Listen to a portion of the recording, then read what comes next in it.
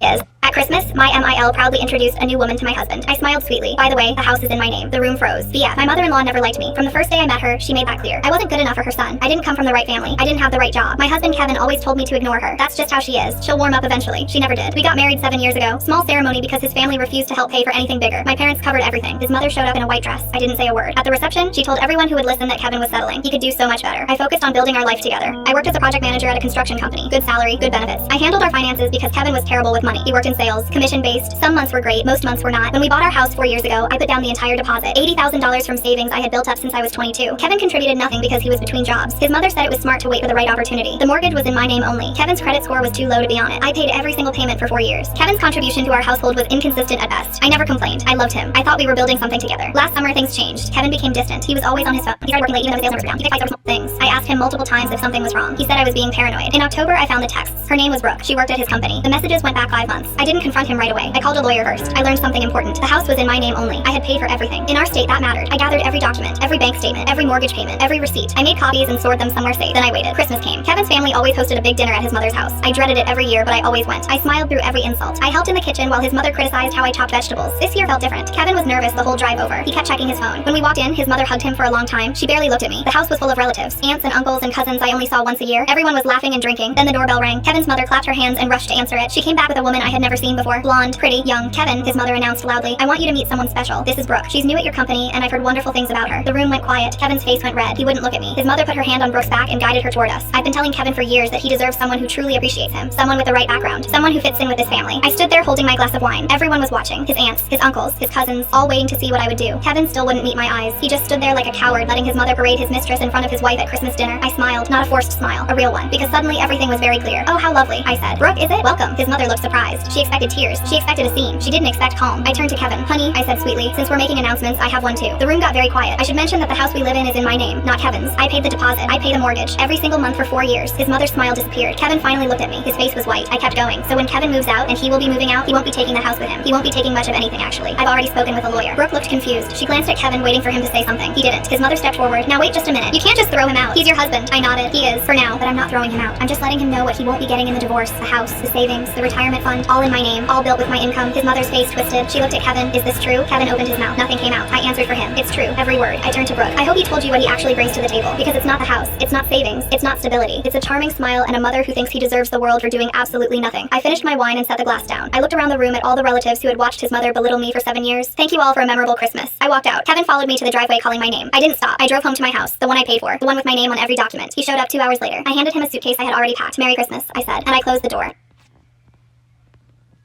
At Christmas, my MIL proudly introduced a new woman to my husband. I smiled sweetly. By the way, the house is in my name. The room froze. BF. My mother